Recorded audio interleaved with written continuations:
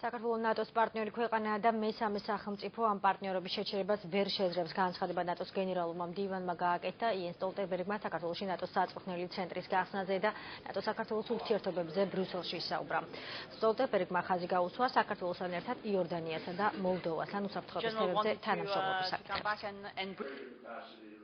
ჩვენ ვიმსჯელეთ, თუ როგორ შეიძლება დაეხმაროს ნატო პარტნიორ სახელმწიფოებს იმისთვის, რომ მათი უსაფრთხოების სექტორები გახდეს უფრო ეფექტური და გამჭვირვალე. ჩვენ საკმაოდ მჭიდროდ ვმუშაობთ ამ თემებზე საქართველოსთან, იორდანიასთან და მოლდოვასთან. მათი მოთხოვნებისა და საჭიროების მიხედვით ნატო გააგზავნის ექსპერტებს, რათა მათ უზრუნველყონ რჩევებით ისეთ საკითხებში, როგორიცაა წვრთნა და თავდაცვის რეფორმა. ჩვენი ხელშეწყობა მოიცავს საქართველოში ნატოს საწვრთნელი ცენტრის გახსნას. აგზავნით ნატოს ინსტრუქტორებს. ჩვენი მიზანია კრიზისების პრევენცია მათ წარმოქმნამდე. ჩვენ ყველანი ვთანხმდებით, რომ პრევენცია უკეთესია, ვიდრე შემდეგ სიტუაციის გამოწორებაზე ზრუნვა. ყველა ქვეყანამ, როგორც სუვერენულმა სახელმწიფომ, თავად უნდა გადაწყვიტოს უსაფრთხოების რა ღონისძიების ნაწილი უნდა იყოს. საქართველო არის ნატოს პარტნიორი. ჩვენ გადავწყვიტეთ, რომ ერთად ვიმუშაოთ. ჩვენ გადავწყვიტეთ, რომ დავეხმაროთ საქართველოს საწვრთნელი ცენტრის გახსნით. ეს არის გადაწყვეტილება, რომელიც მიიღო სუვერენულმა სახელმწიფომ და ვერცერთი მესამე ქვეყანა ვერ შეძლებს ვეტოს გამოყენებას და ამ პარტნიორობის შეჩერებას. ისტორიულად სანქციების შედეგს დრო სჭირდება, მაგრამ გარკვეული დროის შემდეგ სანქციებს მოაქვს შედეგი. ნახოთ რა ხდება რუსეთში. გაზეთებში დაიწერა, რომ მომავალ წელს იქნება ეკონომიკური რეცესია ქვეყანაში. პრეზიდენტი პუტინი უახლოეს დღეებში გეგმავს, რომ მიმართოს მოსახლეობას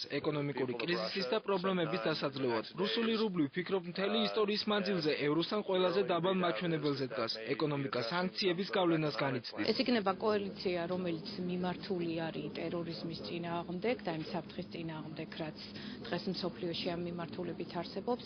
საქართველოს უკვე ქონდა გაცხადებული, რომ ის თავისი შესაძლებლობების და პრიორიტეტების გათვალისწინებით იქნება ამ კოალიციის მხარდაჭერი წევრი ქვეყანა და იქნება იმ კომპონენტის განხორციელებაში ჩართული, რომელიც ძირითადად კონცენტრირებულია ჰუმანიტარულ მხარდაჭერაზე.